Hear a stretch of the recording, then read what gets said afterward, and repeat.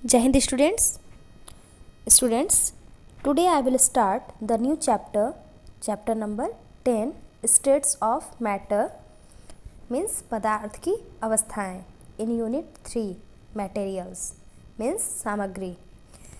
So students आइए हम इस चैप्टर का लर्निंग ऑब्जेक्टिव्स देख लेते हैं। First 3 states of matter solid liquid and gas. पदार्थ की 3 अवस्थाएं होती हैं, कौन कौन सी? ठोस, द्रव एंड गैस। सेकेंड आपका क्या है इस चैप्टर में पढ़ना है? Conversion of one state to another means जो पदार्थ की एक अवस्था का दूसरी अवस्था में परिवर्तन, वो कैसे होता है उनके बारे में हम जानेंगे। Now terms you need to know, कुछ ऐसे टर्म्स जिनको हमें जानना आवश्यक है। फर्स्ट मैटर मीन्स पदार्थ। Anything that has weight and occupies space means कोई भी चीज़ जो कि क्या होता है, जिसका वजन होता है और वह स्थान घेरती है, वो क्या कहलाता है? मैटर यानी कि पदार्थ। नेक्स्ट है आपका इवापोरेशन मीन्स वाष्पीकरण। The change of a liquid into vapour. Liquid यानी कि द्रव, तरल का वेपर यानी कि वाष्प में बदलना ही क्या कहलाता है? इवापोरेशन यानी कि वाष्पीकरण। द्रव का भाप में बदलना इवापोरेशन कहलाता है, वाष्पीकरण कहलाता है। नेक्स्ट है आपका कंडेंसेशन मीन्स संघनन। The change of vapour into a liquid. Okay, वाष्प का किस में बदलना? द्रव में, ठीक है, लिक्विड में चेंज होना ही कंडेंसेशन यानी कि संघनन कहलाता है। नेक्स्ट है आपका मेल्टिंग यानी कि पिघलना। The change of a solid into a liquid. किसी भी ठोस का द्रव में बदलना क्या कहलाता है? मेल्टिंग। नेक्स्ट है फ्रीजिंग मीन्स जमना, ठंडा होना। The change of a liquid into a solid. किसी लिक्विड का, किसी द्रव का ठोस में बदलना क्या कहलाता है? फ्रीजिंग कहलाता है। Okay, now we see the paragraph. Come out of your classroom and look around. ठीक है, अपने क्लासरूम से, अपनी कक्षा से बाहर आइए और चारों तरफ देखिए। Name 3 things you see around you. ऐसे 3 चीज़ों का नाम लिखिए जो आपके चारों तरफ हैं। तो यहाँ पे आपको स्टूडेंट्स 3 ब्लैंक स्पेस दिए गए हैं। यहाँ पे आप कोई भी 3 चीज़ जो आप अपने क्लासरूम के बाहर देखते हो उनको यहाँ पे आपको राइट करना है। Next, now come back to your classroom. अब आप अपने क्लासरूम में आ जाइए। Look around the name 3 things you see in your classroom. अब आप क्या करिए, अपने चारों तरफ देखिए और ऐसी 3 चीज़ों को राइट कीजिए जो आपके क्लासरूम में हैं। There are many things around you. आपके आसपास कई चीज़ें हैं। Can you observe one thing common to all of them. क्या आपने कभी ऐसा देखा है, माना है कि सभी चीज़ों में कोई एक चीज़ कॉमन है, ठीक है, सामान्य होती है। They all occupy space and have weight. ठीक है, जो भी चीज़ें आप देखे हैं वो सब क्या है? सभी स्थान घेरती हैं और उनका कुछ न कुछ वजन होता है। ठीक है, आप अपने चारों तरफ स्टूडेंट्स कहीं भी कोई भी सामान देखते हो तो क्या है, वो जो भी सामान है आपका कुछ न कुछ जगह कवर किए रहता है, और अगर आप उसको हाथ में लेते हैं, उठाते हैं, तो उसका कुछ न कुछ वेट होता है ना। आप इस तरीके को फील कर सकते हैं इन सब चीज़ों को। Hold the duster in your hand. ठीक है, अपने हाथ में डस्टर को पकड़िए। You can feel the weight of the duster. आप क्या करोगे, जो डस्टर है उसका कुछ न कुछ वजन, कुछ न कुछ वेट होगा, आप उसको फील कर सकते हो, उसको महसूस कर सकते हो। Now put it on the table. अब क्या करिए, इसको टेबल यानी कि मेज पर रख दीजिए।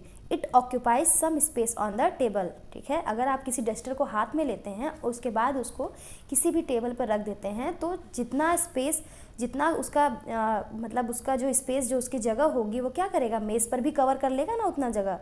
तो वही लिखा है, it occupies some space on the table. वह क्या करता है, टेबल पर, मेज पर कुछ स्पेस, कुछ जगह क्या करता है, भर देता है, उसको घेर लेता है। ठीक, आप डायग्राम के थ्रू भी देख सकते हैं। ए डस्टर हैज़ वेट। ठीक है, एक हाथ है जिसमें कि क्या है, डस्टर पकड़ा हुआ है, तो उसका कुछ ना कुछ वेट रहा होगा, और जब उस डस्टर को जब मेज पर रखा गया तो क्या हुआ, ऑक्यूपाइज स्पेस, वह स्थान घेर लिया।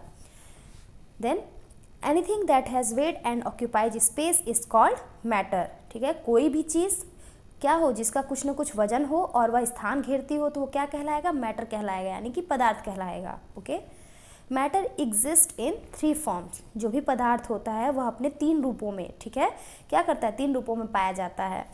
First solid, second liquid and third gas. ठीक है, ठोस अवस्था में, ठीक है, द्रवित यानी कि द्रव के रूप में, तरल अवस्था में, और लास्ट है गैस, ठीक है ना, गैस की अवस्था में।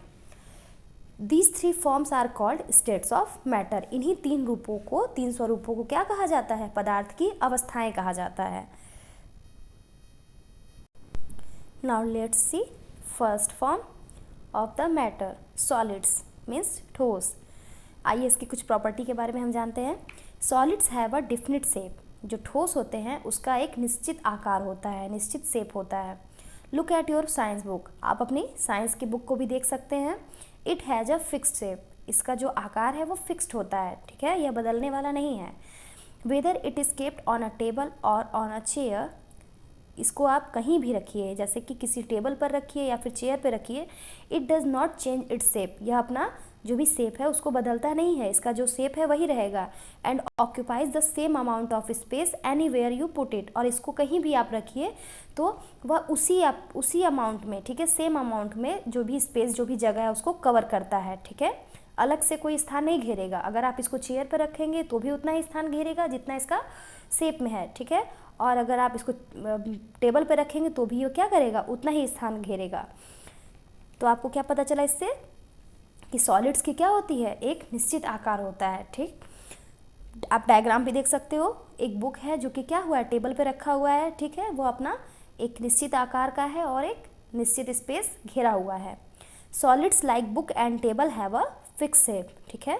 सॉलिड्स ठोस जैसे कि बुक और टेबल, जो टेबल है वो भी क्या है आपका एक सॉलिड ही तो है, वो भी तो क्या किया, उसका भी कुछ ना कुछ वजन है और वह एक निश्चित आकार का है, ठीक, जो कि एक मेन जो स्पेस है उसका एक फिक्स्ड स्पेस ही क्या है वो कवर किया हुआ है।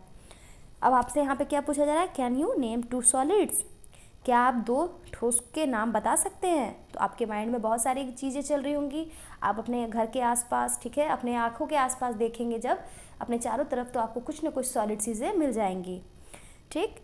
They do not flow. Way flow नहीं करते हैं, जो सॉलिड होते हैं वह बह नहीं सकते हैं, ठीक।